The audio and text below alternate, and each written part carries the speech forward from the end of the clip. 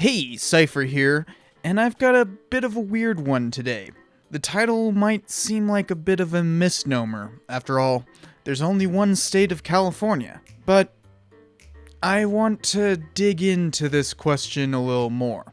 It's actually pretty pertinent to how one conceives of region and place within history. So the basic question is, are there multiple Californias? And digging into this question really shows how arbitrary borders can really be. Because California as a state has clearly defined borders, but there's a whole lot of things that either divide it or make it bigger. And since I've been doing an entire series on the history of California, this is a pretty good topic to break apart.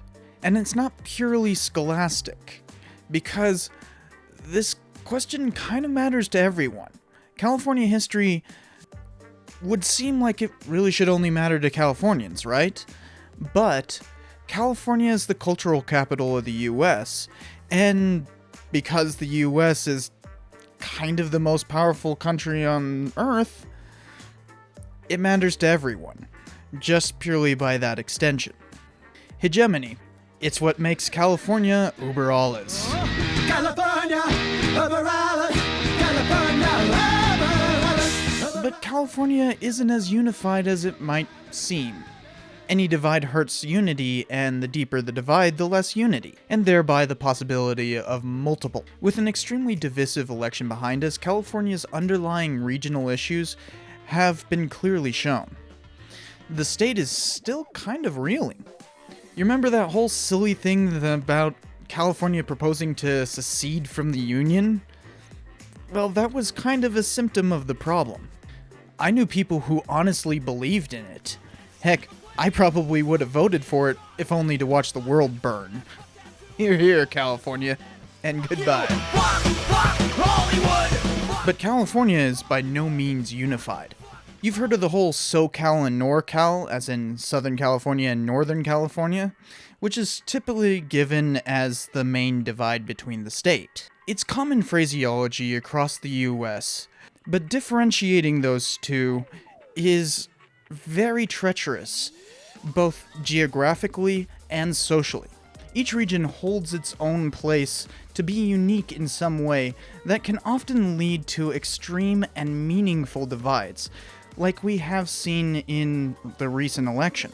For instance, is Bakersfield, California, northern or southern? Since it's in the Central Valley, does that mean that it holds the same characteristics as Stockton or Sacramento?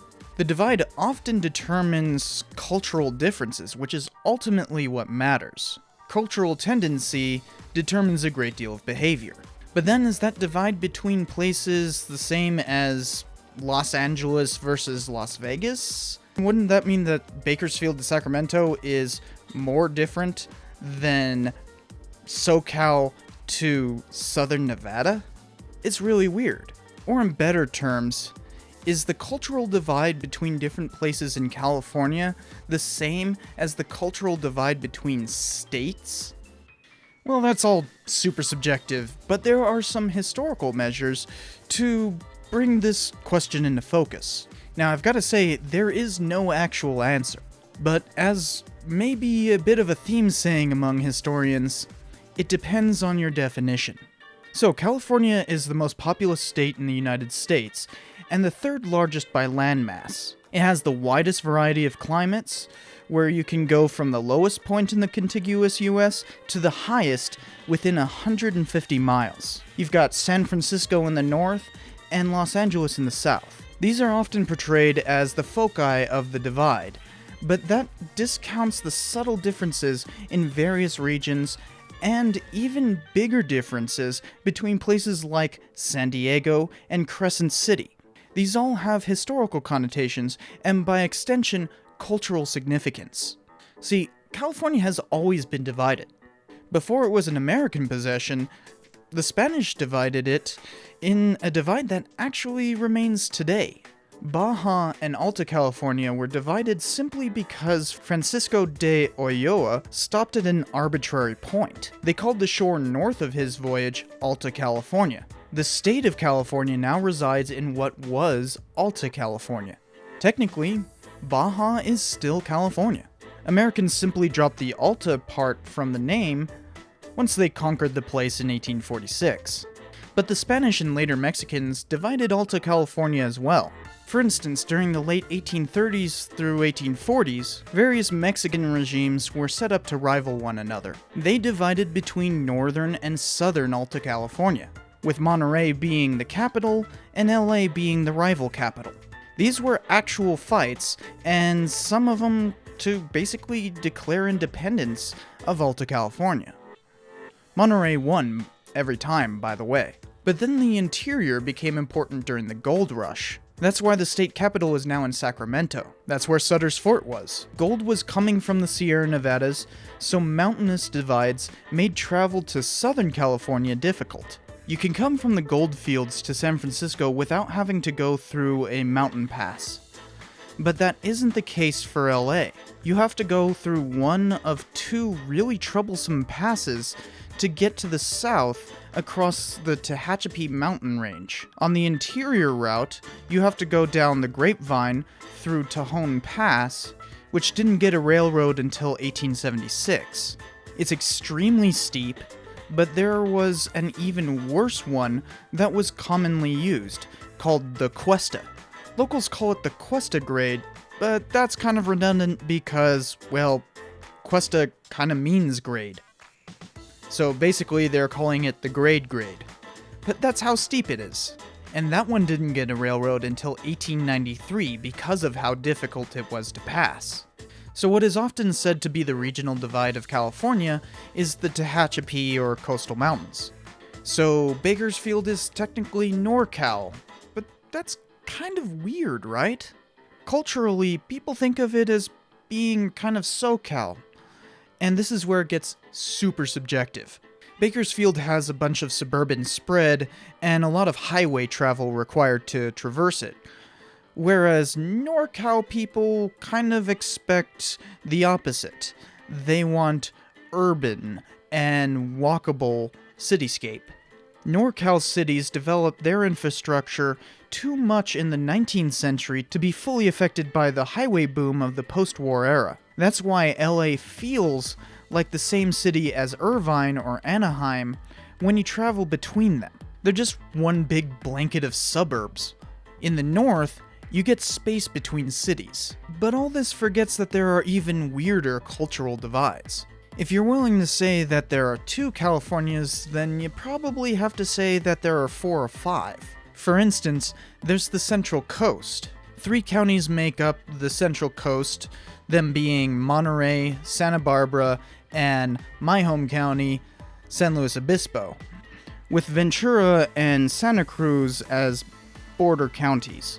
This area is a forgotten part of California that is kind of a microcosm of old California. Whereas many cities emphasize the hustle and bustle, places like San Luis Obispo, or SLO, live up to their name. Take me down to that good old slow town where time shifts into neutral and idles away. And emphasize their semi-rural past, secluded from the rest of California by mountains that include the Cuesta itself, all in a surprisingly temperate zone. Then there's the Central Valley as a whole. It's gigantic, and starts with Bakersfield and ends in Redding. Sometimes it's divided by the American River, north being the Sacramento Valley, and the south being the San Joaquin Valley. Each town has flavors of rural, suburban, and urban areas, with a heady past of mining towns to the east. Then there's the desert, which is more akin to Arizona or Nevada than the rest of SoCal. You've got the Salton Sea, which is a man-made lake that can't escape the desert and is steadily gaining salinity as a result. Even further south is the border with Mexico, which gets you back to the coast with San Diego. Basically, San Diego is a more relaxed version of SoCal, with more beer than bad weather. But there's another one, probably the biggest of these ancillary Californias. It's the extreme north, where you've got folks that have been campaigning to make their own state of Jefferson. This is about as rural as it gets. They are a world apart from the rest of California, Hence why the Jefferson State movement is so strong up there. Some of the territory up there is still basically frontier. And besides Jefferson, California has actually had a bunch of separatist movements throughout the years. For instance, LA actually formed a pro-Southern militia during the Civil War. Any number of proposals have been made to divide up the state since the founding of it. And that has been another divide: politics. Historically, SoCal was more conservative, whereas NorCal has always been a little bit more left-leaning. For instance, in the 1920s, LA and Orange County had many key officials support, if not be actual members of the KKK. Whereas in San Francisco, joke fraternities, like E. Clampus Vitus, We are the E. Clampus Fighters, drinking in historical society. or the Oddfellows, were popularized in opposition to the growing power of the KKK. Today, sometimes the entire state is called the Left Coast, but that forgoes the fact that there has been a great deal of political diversity within the state. Jeffersonites, for instance, have been quite conservative. And even to this day, SoCal still tends to lean a lot further right than NorCal. This is all remnants of the separation from the gold rush because of those dang mountains. So geography divides California quite a bit. Unlike other states, these divides seem a lot more emphasized. But then again, that could just be because of the extreme number of people. It is the most populous state in the Union. Many states have these big divides, such as New York City and its burbs as opposed to the rest of the state, or northern and southern Nevada. But no other state has this pronounced and this many divides. So I think I'm going to end this exploration right here. What do you think? Are there multiple Californias? And if so, how many? Or are there other divides I didn't mention here? How would you divide it? Oh, and just as an aside, as being a Californian, don't call California Cali. It's like calling Nevada Nevada, or Arkansas Arkansas. If you want to abbreviate it, it's Cal, not Cali. California is not in northern France. Unlike calling San Francisco Frisco, where there is some historical provenance to it, there is none here. Frisco was a term used at least as early as 1849, and San Francisco was only named that in 1848. Headed for the Frisco Bay. Locals just don't like the term anymore, which kind of makes it fun to use because it pisses off San Franciscans. I don't know. That's just a local Californian divide thing. Cali, on the other hand, is something that was used purely by outsiders. The only history behind the term Cali that I can find is that the capital of Mexico's state of Baja California is Mexicali, which was founded in 1903, and it was founded by an American company. But that is kind of a bit of weird nomenclature because they literally just came up with the opposite term for what they had named a town across the border, which was Calexico. And that town was founded in 1899. So, Cal beats Cali. Plus, why would you add an extra syllable? That's just silly. Okay, red. Done. Sorry. But tell me, what do you think? Do you think that there are multiple Californias or not? Veracruz? What? No, Veracruz. I wrote Veracruz instead of Ventura for some awful reason.